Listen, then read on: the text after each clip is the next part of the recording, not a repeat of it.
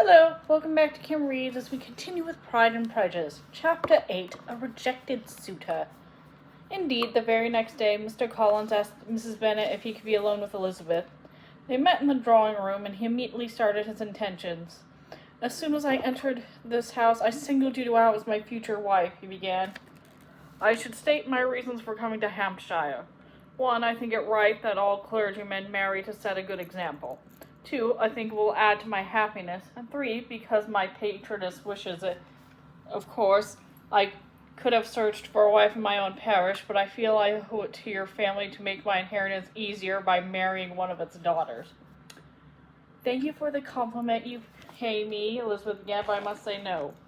It is not unusual for a young lady to reject a man they secretly wish to accept, he said smugly.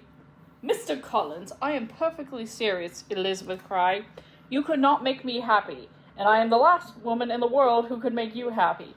You have satisfied your feelings towards my family, but I consider this matter settled. You are charming, he responded, trying to be gallant.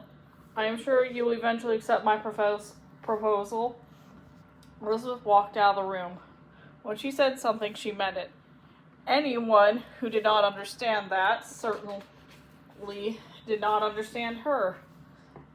If he would not believe her refusal, perhaps he would believe the negative answer her father was sure to give him. Mr. Collins lost no time in telling Mrs. Bennet of her daughter's refusal.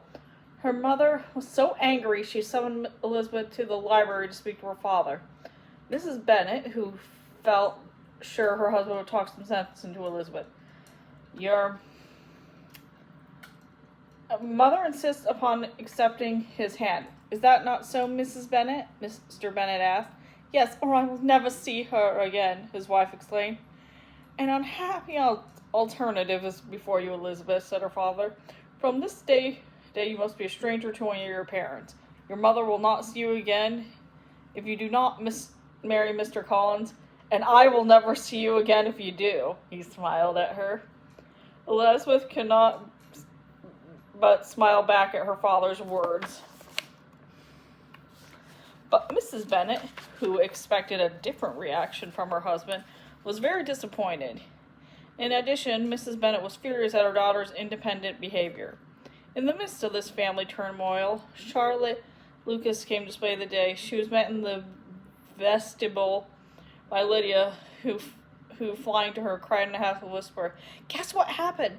Mr. Collins proposed to Lizzie, and she turned him down.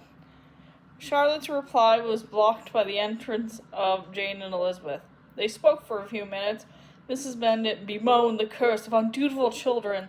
Mr. Collins finally accepted the inevitable refusal. From that moment on, he decided to ignore Elizabeth, thinking he would punish her this way. But Elizabeth was happy and relieved to be rid of this unwanted, boring attention of this silly man.